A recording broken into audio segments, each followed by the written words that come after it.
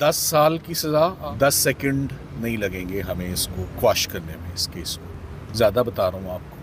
10 साल की सजा 10 सेकंड में कैसे उड़ जाएगी सलमान सफदर साहब? देखें, सुना है खान साहब ने भी ऐसा ही कहकहा लगाया जो ऐसा आपने भी लगाया। ये मेरी रिस्पॉन्स है। मैंने आपको एक बात बताई है कि मैंने ऐसा मुकदमा, ऐसा ट्रायल ज़िंदगी में कभी होते देखा नहीं है, कभी नहीं देखा।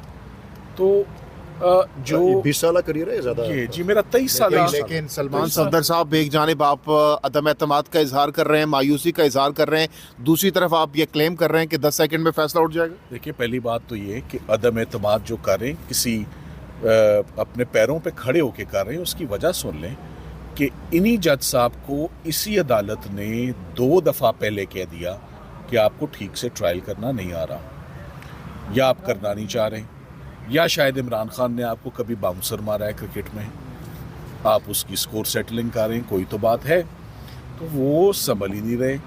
उन्होंने जैसे अपने इख्तियारात को इस्तेमाल किया है साइफर ट्रायल में, उसकी कोई नज़ीर नहीं मिलती। तो केस कहीं से भी साबित नहीं हुआ, केस हुआ ही नहीं।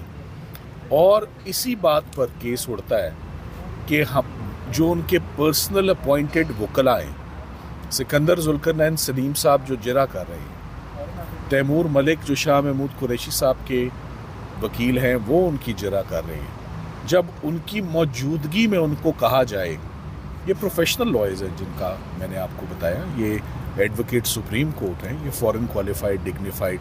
सिकंदर जुल्करनैन साहब फॉर्मर जज हैं ऑफ लाहौर हाई कोर्ट। तो जब ऐसे प्रोफेशनल वकला को काम नहीं करने दिया जाएगा, तो ये ट्रायल नहीं है। मैं आपको फिर कह रहा हूँ, आप कह रहे हैं ट्रायल हो गया, फैसला हो गया, सज़ा हो गई।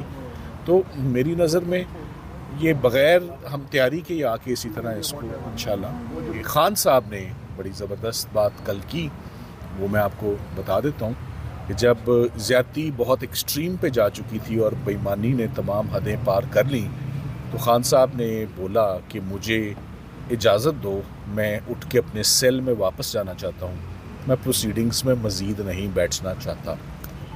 जिसकी एक्सप्लेनेशन उन्होंने खुद ही मुझे दे दी कि मैं फ़िक्स्ड मैचेस ना देखता हूँ ना उनमें बैठता हूँ, और मेरे लिए ये पेनफुल एक्सरसाइज है कि तुम मुझे कह रहे हो कि इसको मज़ीद देख लें। तो let me go, this match is over. ये अब लीगल बैटल नहीं रही, ये कुछ और ही बन चुकी है। सो इमरान खान साहब अपने सेल में 7:30 बजे मुकम्मल तौर पे मायूस होकर निज़ाम से, इंसाफ से वो अपने सेल में वापस लौट गए। और उसके बाद हमें भी कोर्ट से एग्ज़िट लेनी पड़ी, और उसके बाद रात 12-1 बजे से लेकर सुबह तमाम कार्रवाई, उनके गवाह, उनके वकील, उनकी मर्ज़ी, उनका फ़ैसला, उनकी सज़ा, उनकी जज़ा। अब रही बात वे फॉरवर्ड की। सो वे फॉरवर्ड यही है जहाँ खड़े हैं, यही दरवाज़ा है जो खटखटाएंगे, यहीं से इंसाफ लेंगे। मैं तो कब तक एक्सपेक्टेड है यहाँ से फैसला आना? अब आप चैलेंज करने जा रहे हैं? देखिए, ऑफ कोर्स हम कल परसों तक पहली बात फैसला आए, पहले ये तो देखें कि मोती क्या परोए, सज़ा कैसे जस्टिफाई की है, क्या लिखा है, और वो हम एक दफ़ा पढ़ लें कि उन्होंने क्या रूट इस्तेमाल किया है ये सज़ा को जस्टिफाई करने का, इस ट्रायल को। So once we see that, we will be in a better position to draft an appeal. और अपील के साथ सिर्फ अपील पे तो नहीं रहना, अपीलें पता नहीं कब टेकअप होती हैं, ये तो फ़ौरन सज़ा इंशाल्लाह सस्पेंड होगी, तो सज़ा मुअत्तल होगी। और साथ ही साथ आपको ये भी बता दूं कि जो हमने रिटें फ़ाइल की हैं या रिविजन्स फ़ाइल की हैं, वो इस वक्त पेंडिंग है, वो ज़िंदा है, वो फ़ैसले से पहले फ़ाइल्ड हुई हैं, उनकी लिस्टें निकलेंगी और वो केसेस लगेंगे। सलमान सफदर साहब, अभी आपने कहा बहुत स्पीडी ट्रायल किया गया, तेज़ी के साथ तमाम तर प्रोसीजर को अडॉप्ट किया गया है, क्या वजह है आपके ख्याल में, क्या वजह हो सकती है इतनी स्पीडी ट्रायल की? देखिए, उसकी वजह is written on the wall. उसकी वजह है 8 फरवरी, उसकी वजह है इलेक्शंस, उसकी वजह है इसका डायरेक्ट नेक्सस और ताल्लुक, कोई डेडलाइन थी ना जिसको मीट किया जा रहा था कि फटाफट इसी महीने में 7-8 दिन पहले एक मैसेज दे दिया जाए कि ये कन्विक्शन हो गई है, तो इस पॉलिटिकल लीडर को, उनके जो भी फॉलोअर्स हैं, वो भूल जाएं। तो क्या भूलेंगे फॉलोअर्स? कोई फ़र्क पड़ेगा आपके ख्याल में? अब मैं आपको कहूँगा कि नाउ यू गो टू जिना सुपर और supermarket and you take the pulse of the nation rather than asking the lawyer. Thank you. फैसला खाना में तो जैसा आपने दिलावर साहब ने 30 मिनट लिए थे फैसला सुनाने में, ये जज अब्दुल सनाद साहब ने तो वक्ती तौर पे फ़ौरन नहीं फैसला सुना दिया, 10-10 साल उसी वक्त खड़े ही। तो इसको कैसे देख रहे हैं कि वो क्या पहले से ही चीज़ें? देखिए, आपको एक आखिरी स्टेज भी बताऊं, सिर्फ इतने महीने सिर्फ क्रॉस एग्जामिनेशन और जरा एक स्टेज नहीं होती है। एक स्टेज होती है जिसे हम कहते हैं क्लोजिंग स्पीचेस, जैसे वलीद इकबाल साहब ने अभी कहा फाइनल आर्गुमेंट कि फाइनल आर्ग्यूमेंट्स नहीं होने थे। मैंने कहा जी होने थे। तो फाइनल आर्ग्यूमेंट्स में हम क्या करते थे? फाइनल आर्ग्यूमेंट्स में हम जज को कायल करते थे, हम जज को कन्विंस करते थे, हम जज को परसुएट करते थे। तो मैं आपको क्यों कह रहा हूँ कि ये केस वकील और वकील सफाई और उन राइट्स के बगैर हो गया है।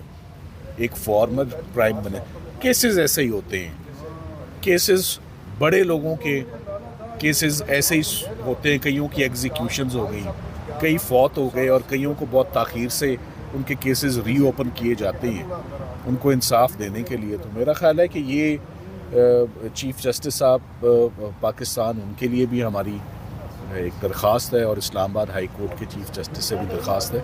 इस्लामाबाद का बड़ा ज़बरदस्त इम्प्रेशन हुआ करता था 1.5-2 साल पहले, मगर अब ये हब बन चुका है पॉलिटिकल विक्टिमाइजेशन का।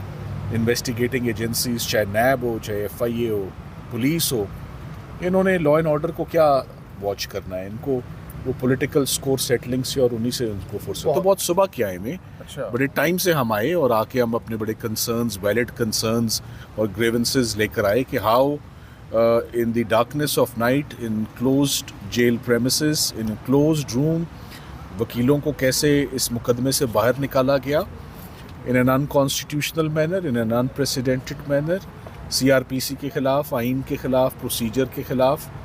तो वकील का हक, वकील का प्रोफेशन, मुल्ज़िम का राइट, मुल्ज़िम का दफ़ा, सब ख़त्म हो गया है। सो कल 18 गवाह रात की तारीकी में, कभी ऐसा आपने सुना नहीं होगा कि केसेस तो दिन को चलते हैं, तो रात को 18 गवाह रिकॉर्ड हो गए। 342 रात को थमा दिया गया। सुबह दोबारा जब अदालत जाने की कोशिश की तो एंट्री बैन थी कि वकील नहीं आ सकते। तो इसी को कहते हैं हम अंग्रेज़ी में कंडेम्ड अनहर्ड। इसी को हम कहते हैं इट्स नॉट अ ट्रायल। ये क्रिमिनल ट्रायल की जो वायलेशंस जिनसे मैं वाकिफ़कार हूँ, कुछ होते हैं डिफेक्ट्स, कुछ क्योरेबल होते हैं, कुछ नॉट क्योरेबल होते हैं। ये डिफेक्ट नहीं है, मैं इसको फ्रॉडुलेंट एक्सरसाइज ऑफ पावर्स कहूँगा। इसको एक एक्सप्रेशन है, कुछ जजमेंट्स में इस्तेमाल हुआ है फ्रॉडुलेंट। एक और एक्सप्रेशन भी है, कलरेबल एक्सरसाइज ऑफ पावर्स, वो नहीं, ये वन स्टेप अबव है। फ्रॉडुलेंट एक्सरसाइज ऑफ पावर्स है। सो क्या होता है कि सुबह हम जब इस्लामाबाद हाई कोर्ट आते हैं, इस सारी एक्टिविटी का नोटिस देने, वो नोटिस तकरीबन ले भी लिया जाता है, मगर उसके बावजूद हमारी पिटिशंस नहीं लगती। और जैसे कि आपको मालूम है कि सर बताइएगा कि थैंक यू।